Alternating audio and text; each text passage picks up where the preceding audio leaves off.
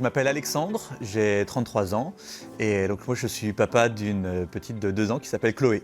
J'ai pris un congé paternité, au moment de la naissance de Chloé, de 25 jours que j'ai réparti en 2 fois sur 2 mois. Ça m'a permis d'être présent auprès d'elle, de tisser des liens avec elle. Sauf que 2 mois ça passe vite et après il s'est posé la question de savoir comment on s'occupait de la garde. Donc j'en ai discuté avec Samia, ma femme, et on a essayé de regarder un petit peu les options qui existaient. On a regardé les crèches, mais c'était tout complet. Et on a aussi regardé les assistantes maternelles, mais bon, ça coûte quand même assez cher. Et donc, naturellement, il est venu la question de savoir qui allait rester à la maison pour la garder.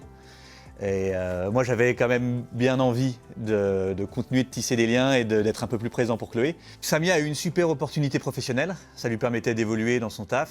Par contre, elle allait être moins disponible pour tout ce qui est tâches ménagères et pour s'occuper de Chloé. Donc on savait que ça allait être difficile financièrement, mais j'ai décidé de prendre un congé parental à temps partiel. Donc ça, c'est 2 jours travaillés et 3 jours de congé. Par contre, comme c'est notre premier enfant, on pouvait le prendre que sur 6 mois. Pour moi, le congé parental, c'est pas courant que ce soit pris par des hommes dans mon entreprise en tout cas, et j'ai l'impression plutôt partout ailleurs. C'est souvent les femmes qui mettent leur carrière de côté, et je trouvais aussi que c'était normal de rééquilibrer les choses, donc c'était pas plus mal quoi. Alors quand j'en ai parlé à mon patron, ça s'est pas super bien passé, il l'a pas bien pris.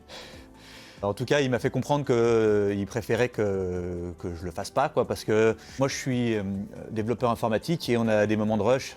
Et du coup, il m'a fait comprendre que c'était pas le moment, qu'on allait avoir pas mal de boulot.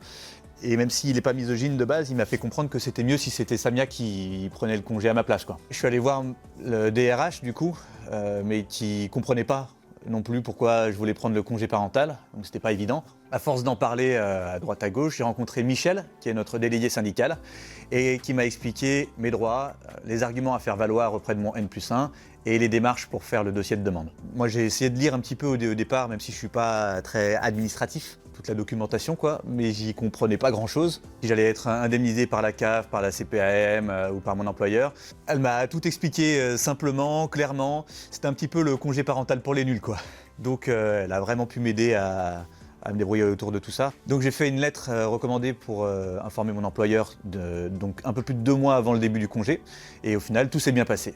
Et au niveau des sous, j'ai été indemnisé de 260 € par mois parce que je suis en congé partiel. Et c'est, je crois, un peu moins du double pour le congé à temps plein. Quand j'ai vu le montant, c'est sûr que je me suis dit que c'était pas beaucoup.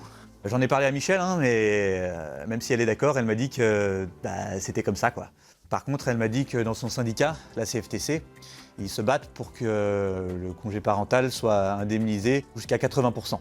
Et c'est sûr que ce serait bien. En tout cas, j'espère que ça encouragera d'autres à faire la démarche, même si c'est pas toujours facile parce que y a le regard des autres, il y a l'administration où c'est pas toujours facile de s'y retrouver. Mais bon, j'ai eu la chance moi de tomber sur la bonne personne et de me faire aider. Et en tout cas, même en étant nul en administratif, c'est bien la preuve qu'on peut y arriver. Et une chose est sûre, c'est que si c'était à refaire, je le referais sans hésitation.